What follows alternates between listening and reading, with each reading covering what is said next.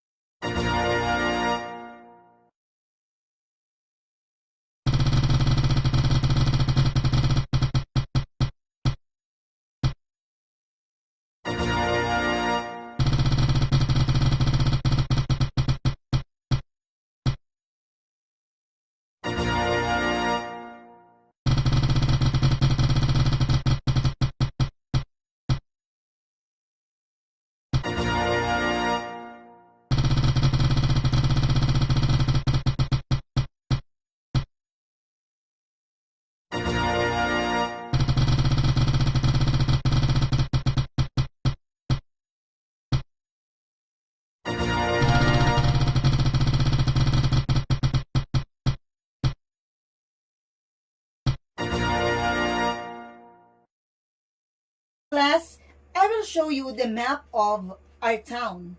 This is the map of Ibaan. In which place here is the mode of transportation the main problem? Yes, it is in Katandala. What do you think is the effect of its distance and mode of transportation to the economy of a place? The effect of distance as well as the problem in transportation is economically substantial. It will be difficult for investors to set up a business in that place. Class, I haven't been in that place in Katandala, and I want to go there using the shortcut route. I'm thinking of having a zip line. Maybe it can help promote Barangay Katandala too, as well as its tourism. This is the proposed location for the zip line in Barangay Katandala. What is formed by the lines indicating the distances of the three places? Talaibon, Poblacion, and Katandala. Very good. A right triangle is formed. That right triangle, class, has something to do with our lesson for today, which is the Pythagorean Theorem. For this activity, watch and learn, you are going to get your notebook and take down some important notes as you watch the video. Class, I will demonstrate the Pythagorean Theorem through this Pythagorean Theorem discovery activity with the help of the GeoGebra app. I have here a right triangle. You can say that this is a right triangle because of their square marking. Around it are three squares. The green square measures 3 by 3. The blue square measures 4 by 4. And the brown square measures 5 by 5. Imagine that the green and the blue squares are filled with liquid. If I pour the liquids of the green and the blue square into this brown square, will the liquids fit in it? Let us try. I am now pouring the liquid from the green square. This time, I'll be pouring the liquid from the blue square. So, see class, the brown square is completely filled with the amount of liquids in the green and blue squares. So this is the Pythagorean Theorem. This is our next example. I have here 3 squares and a right triangle. You are going to find the squares that will fit on each side of the right triangle. Count the number of grids in each square and fill in the table that I will show you. So class, let's assemble it. On the top part or the shorter leg of a right triangle, a yellow square fits in it. On the longer leg, the red square fits in it. And on the longest leg or the hypotenuse, the blue square fits. So now, you are going to count the number of grids in each square. So these are the values that we have found for the two examples. What have you noticed about the values you found for the squares? Is there any relationship between the areas of the squares of the legs and the square of the hypotenuse? Yes, there is. Make a conjecture about the relationship between the areas of the squares of the legs and the square of the hypotenuse. The sum of the squares of the two legs of a right triangle is equal to the square of the hypotenuse, or the longest or the opposite side of the right triangle. So that is the Pythagorean Theorem. In familiar algebraic notation, that is a squared plus b squared is equal to c squared. Now, let us apply that concept in solving problems involving right triangle. Let us have the first problem. A ladder is leaning against a 24-meter wall. If the foot of the ladder is 10 meters away from the wall, how high is the ladder? How do we solve for the missing length of the side of a right triangle? Class, it is very important to know the given facts. After that, you're going to illustrate the problem for us to visualize it. So here is the illustration. Mathematical concepts or principles are you going to apply to solve the problem? Very good. We're going to apply the Pythagorean Theorem. So what is the formula? A squared plus b squared is equal to c squared. After that, you are going to substitute the given values in the formula. So c squared is equal to the value of a, which is 10, so 10 squared, plus the value of b, which is 24, so 24 squared. C squared is equal to 100 plus 576. Therefore, c squared is 676. Then we have to extract the square root of both sides. So the square root of c squared is c. And the square root of 676 is 26. Therefore, the ladder is 26 meters high. Did you get it, class? Okay, I know you are now ready for our next activity. So for this activity, you are going to find the measure of the missing side of a given right triangle. You are going to do this in 10 minutes. For the first right triangle, if HW is equal to 41, DW is equal to 40, what is the value of DH? Okay, let us answer the problem.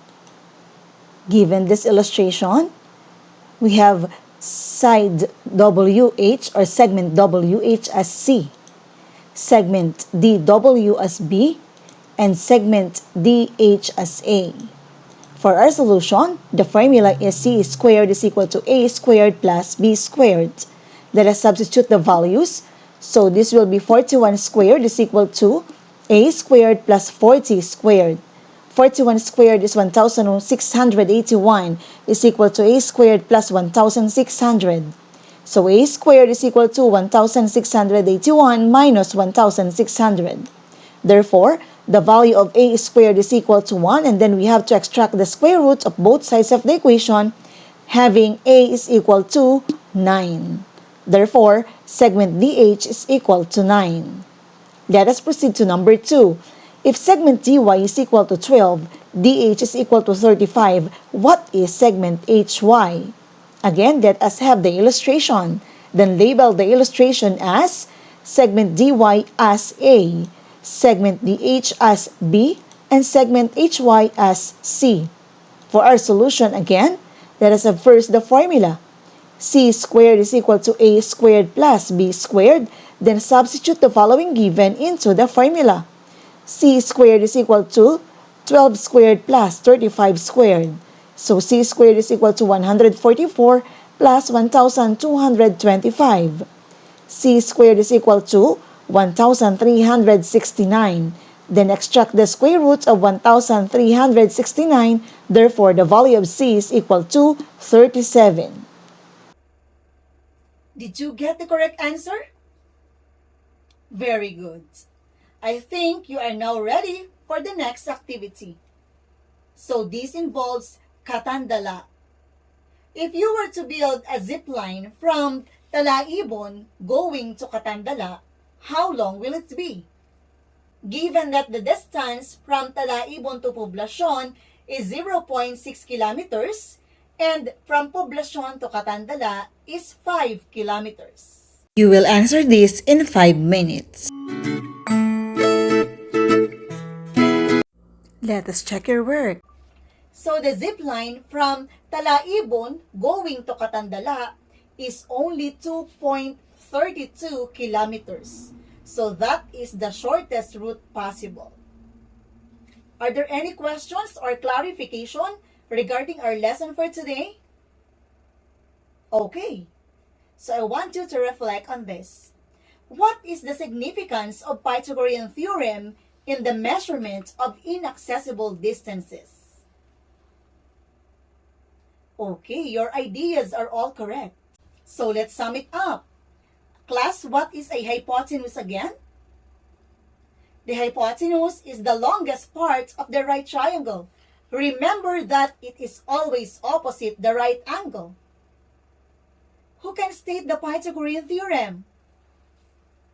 The sum of the squares of the two legs of a right triangle is equal to the square of the hypotenuse.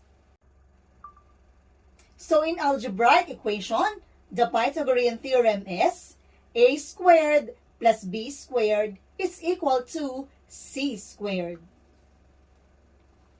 Please remember those terms and formula that can be used in our last activity. So you are going to choose the letter of the correct answer.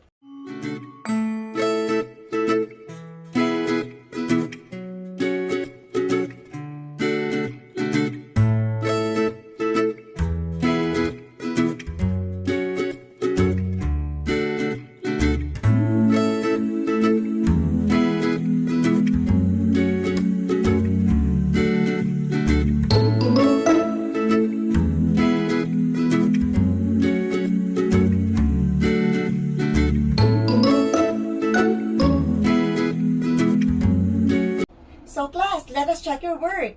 Number 1, B. Number 2, B. Number 3, A. Number 4, A. And number 5, A.